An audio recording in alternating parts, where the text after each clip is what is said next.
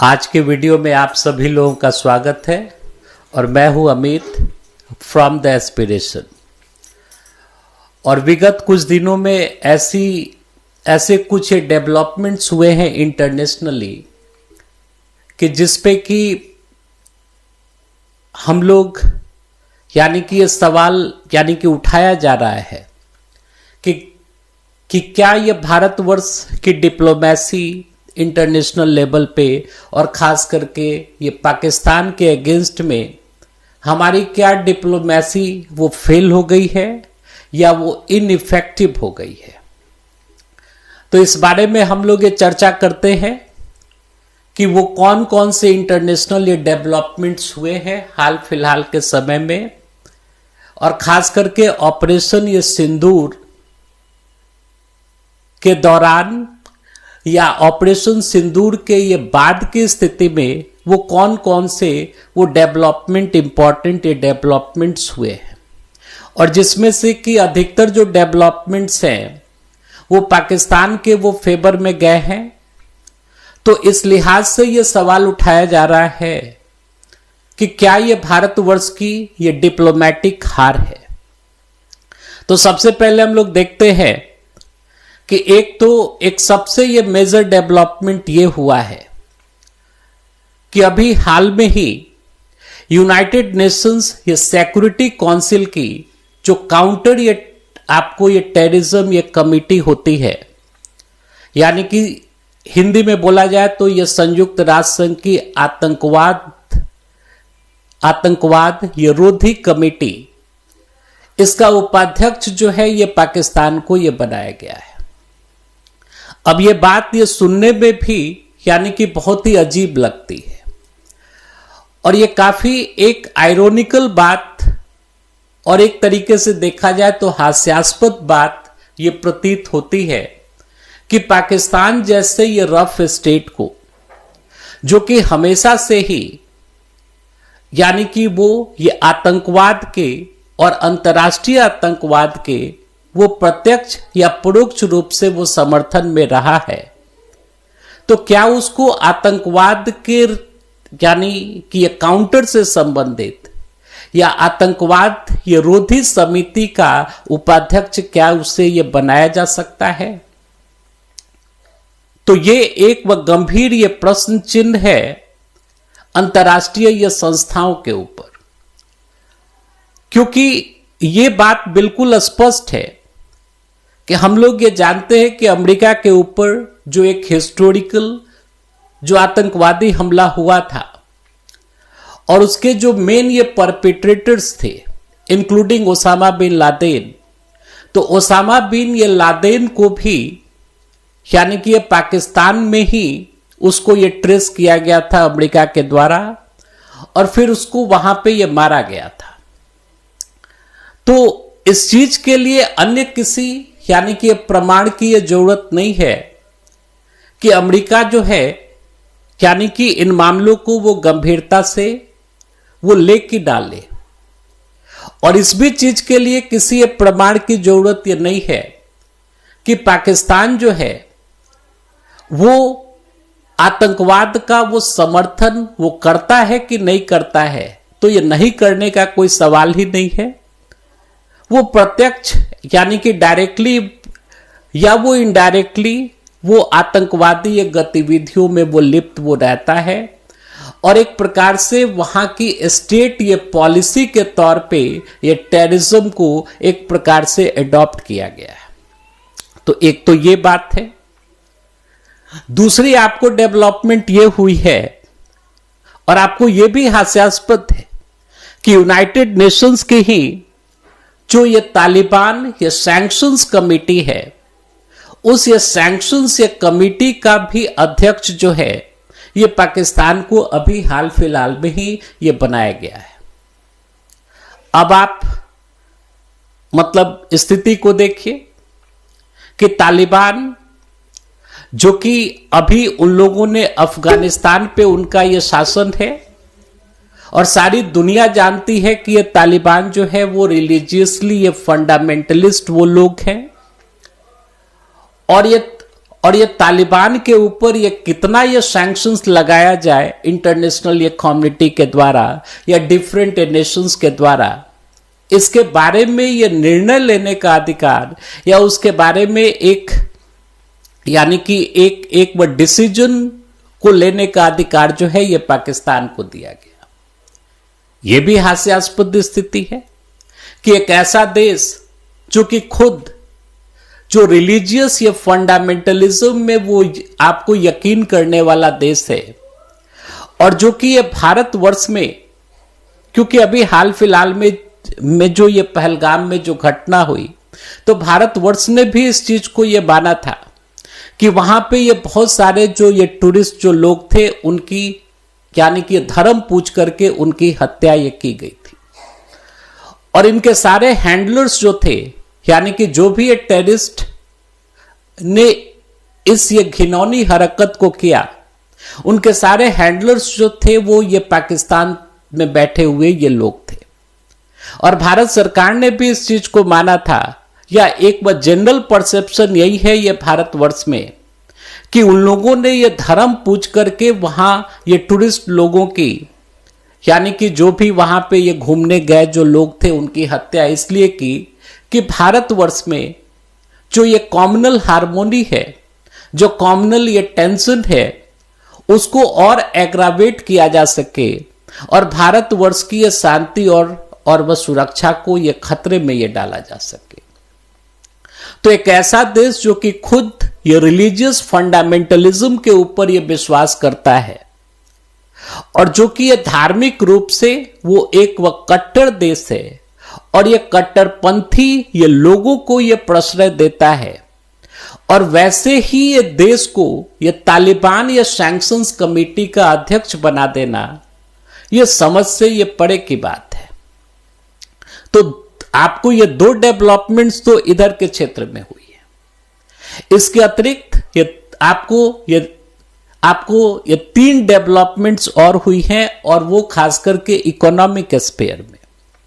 जब ऑपरेशन सिंदूर ये चल रहा था उसी टाइम में आपको याद होगा कि इंटरनेशनल मॉनेटरी फंड ने लगभग $1 बिलियन का लोन जो है उसने उस टाइम में ये सैंक्शन किया था ये पाकिस्तान को। तो ये एक प्रकार का इकोनॉमिक एक लेवरेज थी जो कि ये पाकिस्तान को हासिल हुई उस टाइम में। दूसरा,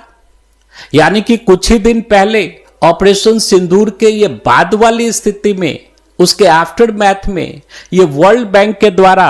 लगभग ये 40 बिलियन यानी अमेरिकी आपको ये डॉलर के बराबर जो ऋण जो है, एक प्रकार का बेल आउट ये पैकेज जो है ये पाकिस्तान के लिए वो सैंक्शन वो किया गया है। तो ये भी अपने आप में एक बहुत ही ह्यूज अमाउंट है और एक प्रकार का इकोनॉमिक के लेवरेज जो है ये पाकिस्तान को इससे ये मिलेगा, इसमें ये कोई यानी कि ये शंका नहीं हो सकती है। और अभी ये 3 जून को एशियन डेवलपमेंट बैंक ने लगभग $800 मिलियन के बराबर इसने एक इकोनॉमिक ये पैकेज की ये घोषणा की है अंडर रिसोर्स मोबिलाइजेशन रिफॉर्म ये प्रोग्राम। मतलब एक प्रकार से देखिए कि रिसोर्स ये मोबिलाइजेशन रिफॉर्म ये प्रोग्राम के तहत एशियन डेवलपमेंट बैंक ने लगभग $800 मिलियन के यानी अमाउंट के बराबर एक वह बेल आउट ये पैकेज की ये घोषणा की है आपको ये पाकिस्तान के लिए। तो इन तीनों जो संस्थाएं हैं जो कि ये मल्टीलैटरल इकोनॉमिक ऑर्गेनाइजेशंस हैं और इनके द्वारा ये जो एक प्रकार का इकोनॉमिक हेल्प हम इसको बोलेंगे, हालांकि अधिकतर इसमें जो अमाउंट है वो ये लोन के रूप में है, लेकिन फिर भी एट ए टाइम एक इकोनॉमी के लेवरेज उस कंट्री को हासिल होगी। एक प्रकार का ये बेल आउट ये पैकेज है। तो आखिर ये किस लिए उस कंट्री को ये दिया गया, तो ये सोचने वाली बात है।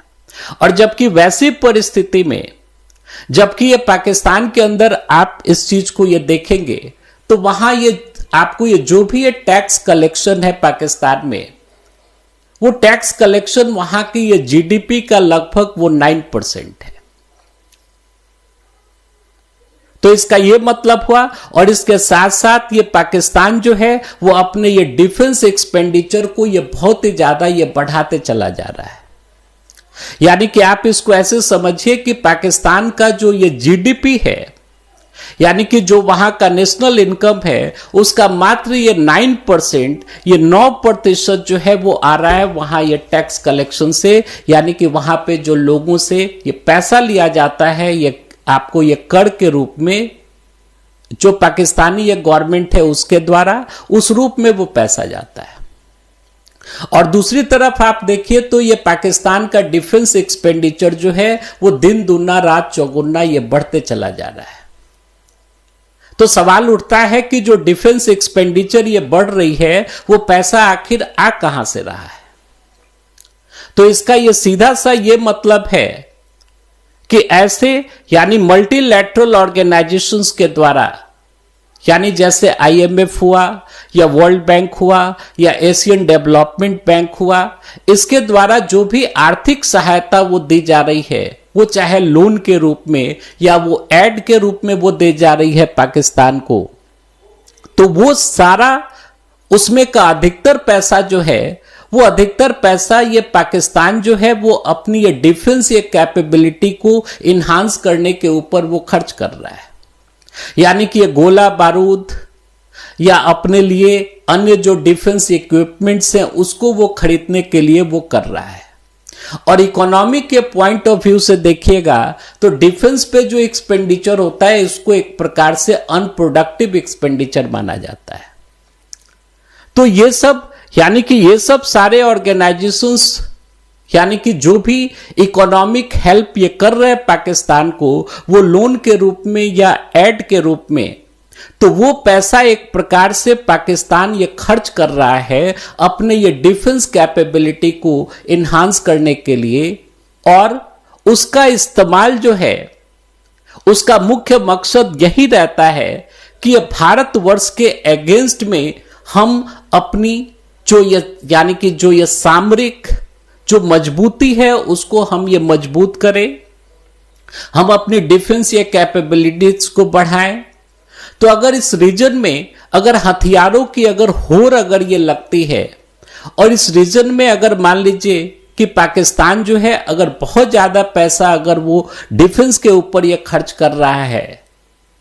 तो एक प्रकार से ये पूरा जो रीजन है वो डीस्टेबलाइज होगा और दूसरे अन्य देशों को भी, और खास करके ये भारतवर्ष को भी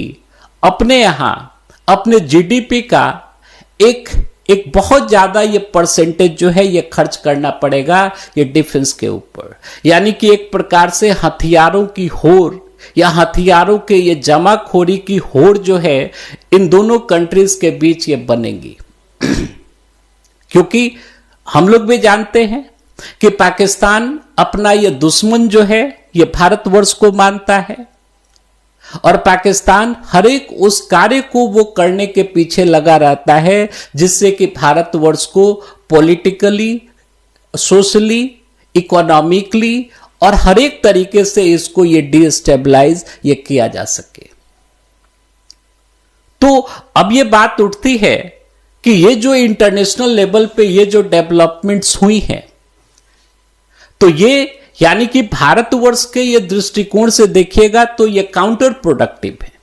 मतलब हमारे ये डिसफेवर में जाती है। तो बात उठती है कि जो इंटरनेशनल कम्युनिटी है वो आखिर ऐसे काम को ये क्यों कर रही है? तो उसके पीछे के ये दो ही कारण हो सकते हैं। एक तो ये कारण हो सकता है कि जो इंटरनेशनल ये कम्युनिटी है वो इस स्थिति की ये गंभीरता को नहीं समझ रही है, या वो इस यानी कि ये मामले को वो गंभीरता पूर्वक वो नहीं ले रही है। यानी कि इस मामले का जो सीरियसनेस है, यानी कि भारत और पाकिस्तान के बीच जो ये टसल की स्थिति है या पाकिस्तान की जैसी स्टेट पॉलिसी है और जिस प्रकार से वो यानी कि टेररिज्म को ये बढ़ावा देता है, तो उसके बारे में वो गंभीरता वो नहीं शो कर रही है। और दूसरा कारण ये हो सकता है कि पाकिस्तान ने इंटरनेशनल ये फोरम पे अपनी जो इमेज है उस इमेज को उसने इंप्रूव किया है, यानी अपना ये मेक ओवर किया है और उसको ऐसा, और इंटरनेशनल ये कम्युनिटी को वो इस बात को ये समझा पाने में वो सक्षम हुआ है कि वो यानी पाकिस्तान जो है ये आतंकवाद का यानी कि आपको ये टेररिज्म का ये विक्टिम है, उसका परपिट्रेटर वो नहीं है। तो अगर इस दृष्टिकोण से देखिएगा तो अगर ये पाकिस्तान इंटरनेशनल कम्युनिटी को अगर ये समझा पाने में या ऐसा वो इंप्रेशन दे पाने में अगर वो सक्षम हुआ है, तो एक दूसरे पर्सपेक्टिव से अगर आप देखेंगे तो ये भारतवर्ष के ये डिप्लोमेसी की ये डिफीट है। क्योंकि ऑपरेशन सिंदूर हुआ तो वैसी स्थिति में हम लोगों ने इस चीज को देखा कि विश्व का ये कोई भी देश जो है वो यानी ओपनली ये भारतवर्ष के ये सपोर्ट में या भारतवर्ष ने जो ये सैन्य कार्यवाही की ये पाकिस्तान में, जो वहां ये टेरर कैंप्स थे या जो ये आपको ये टेररिज्म के जो इंफ्रास्ट्रक्चर थे या जो लोग उसमें इन्वॉल्व थे, तो उनको डिसमेंटल करने के लिए, उनको निस्ताबूद करने के लिए जो कार्यवाही की, तो एक भी कंट्री ऐसा ये नहीं था ये पूरे विश्व में जो कि ओपनली ये भारतवर्ष की जो ये कार्यवाही थी उसके वो समर्थन में आए। तो इसके पीछे का कारण क्या हो सकता है? इसके पीछे का कारण यही हो सकता है कि हमारी जो डिप्लोमेसी है या हमारा जो विदेश मंत्रालय है, विदेश मंत्री हैं और विदेश मंत्रालय के जो जिम्मेवार अधिकारी हैं, वो लोग भारतवर्ष के लेजिटिमेट ये कंसर्न्स को या हमारी जो ये चिंताएं थी या हमारे जो हित हैं उसको वो कन्विंसिंगली वो देश के आगे यानी विभिन्न देशों के आगे या पूरे ये वैश्विक पटल पे वो लोग इफेक्टिवली और कन्विंसिंग मैनर में अपने देश के हित को वो नहीं रख पाए। क्योंकि जो सच्चाई होती है उससे ये भागने की जरूरत नहीं है, क्योंकि हम लोगों ने इस चीज को देखा था कि भारतवर्ष और पाकिस्तान के बीच जो ये ट्रूस हुई, जो ये सीज फायर हुआ, तो सीज फायर की भी एक घोषणा जो है ये घोषणा अमेरिका ने की और अमेरिका ने इस प्रकार से की कि अमेरिकी जो राष्ट्रपति जो है यानी कि डोनाल्ड ट्रंप, उन्होंने उनका जो लैंग्वेज जो था या जो ये बोलने का जो उनका ढंग था या उसके जो भाव थे, वो इस चीज को बहुत ही स्पष्ट रूप से ये दर्शा रहे थे कि अमेरिका के द्वारा भारतवर्ष और पाकिस्तान को एक इक्वल फुटिंग पे ये ट्रीट किया गया था, एट पार ये ट्रीट किया गया था। और एक प्रकार से यानी कि अमेरिका ने भारत और पाकिस्तान को इकोनॉमिक या सैंक्शंस लगाने या ये टैरिफ लगाने का ये डर दिखा करके और उन लोगों ने यानी अमेरिका ने ये सीज फायर ये करवाई थी। तो यहां पे भी हमारी ये डिप्लोमेसी की एक बहुत बड़ी हार है कि भारतवर्ष इतना बड़ा विशाल देश, पाकिस्तान के आगे हर एक मामले में हम लोग ये मल्टीपल टाइम्स हम लोग यानी कि स्ट्रांग हैं, वो चाहे इकोनॉमिकली हो या मिलिट्रीली हो या मैन पावर हो या नेचुरल रिसोर्सेज हो। मतलब इन दोनों देशों में ये कहीं से भी ये कोई तुलना हो ही नहीं सकती है। लेकिन उसके बावजूद भी यानी डिप्लोमेसी की ये भाषा में बोला जाए तो अमेरिका ने यानी डिहाइफनेटेड यानी भारत और पाकिस्तान को नहीं किया और यह भारत और पाकिस्तान को एक इक्वल फुटिंग पे ला करके और उसने स्टेटमेंट ये जारी कर दिया। हालांकि यह बोला जा सकता है कि अमेरिकी राष्ट्रपति का जैसा यानी कि नेचर है या जिस प्रकार से वो ये पब्लिक में बोलते हैं, तो एक प्रकार की नॉन सीरियसनेस जो है वो उनकी ये पर्सनालिटी से ये दरसती है यानी दिखाई देती है, थोड़ा वो यानी विमिस्कल हो जाते हैं, मनमौजीपूर्ण ढंग से जो मन में आता है बोल देते हैं, लेकिन फिर भी ultimately he is the president of the United states of America.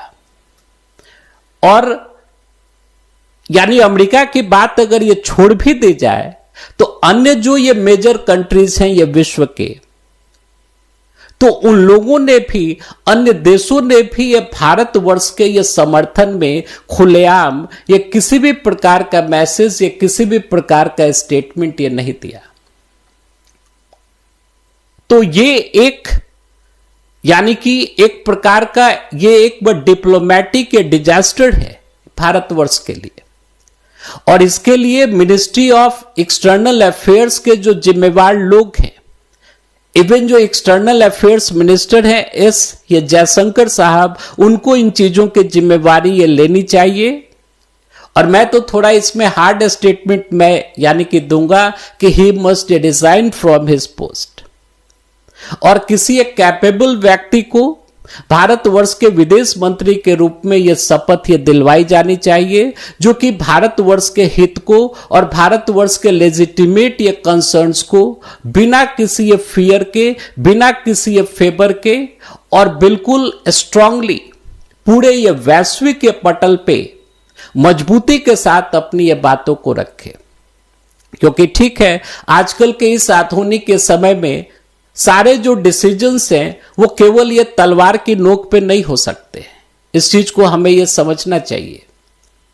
मतलब हर एक चीज का मिलिट्री सॉल्यूशन ही नहीं हो सकता है। अगर हर एक चीज अगर ये तलवार की नोक पे ही अगर होती तो फिर ये डिप्लोमेसी का ये काम क्या था? तो फिर ये डिप्लोमेट्स होते क्यों हैं? और भिन्न भिन्न देशों के साथ जो हमारे जो फ्रेंडली रिलेशंस होते हैं या रिलेशंस को ये फ्रेंडली बनाने की जो ये कद्दो यानी कि जो ये कवायद होती है, ये आखिर ये क्यों होती है?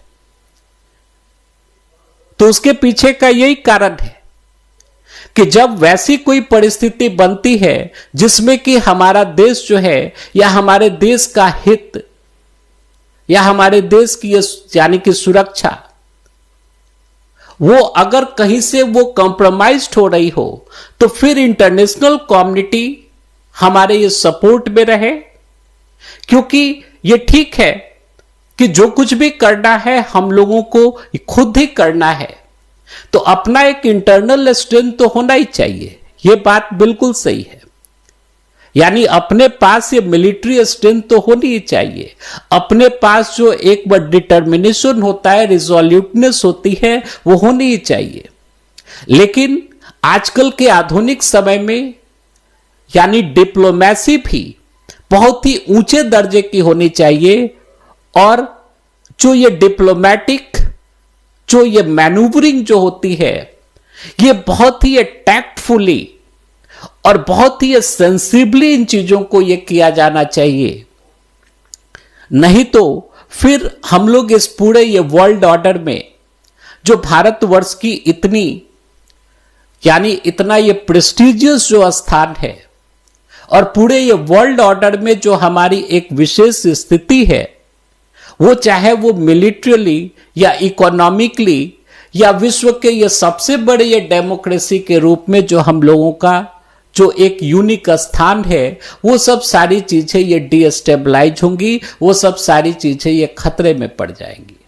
और दूसरी तरफ इस भी चीज को देखना है कि हम लोगों के ये देश के अंदर जो कुछ भी होता है सामाजिक रूप से या राजनीतिक रूप से, तो इन सब सारे चीजों का असर जो है वो असर इंटरनेशनल लेवल पे भी ये पड़ता है। इस चीज को हमें यह समझना पड़ेगा।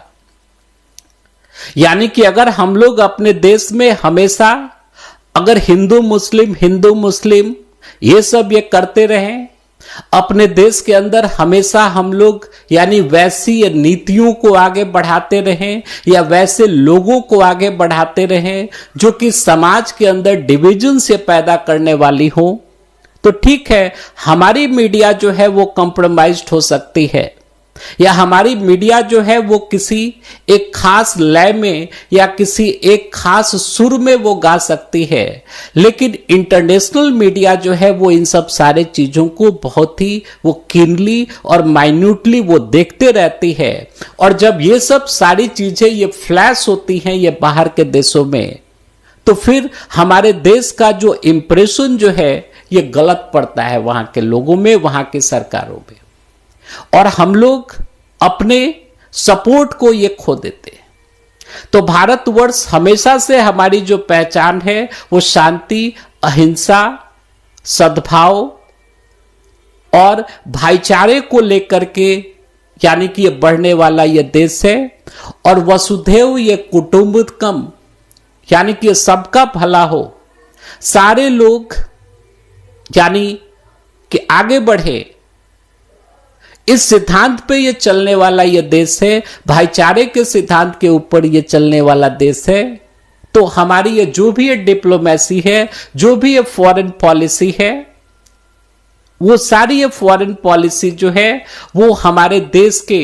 जो मजबूत आइडियोलॉजिकल ये पिलर्स है उनको लेकर के आगे बढ़ने की जरूरत है। और इस प्रकार से हम लोग अपने देश की एकता और अखंडता को मजबूत रख सकते हैं और अपने देश को यानी कि फिर से और हमेशा से हमारे देश का जो पूरे वर्ल्ड ऑर्डर में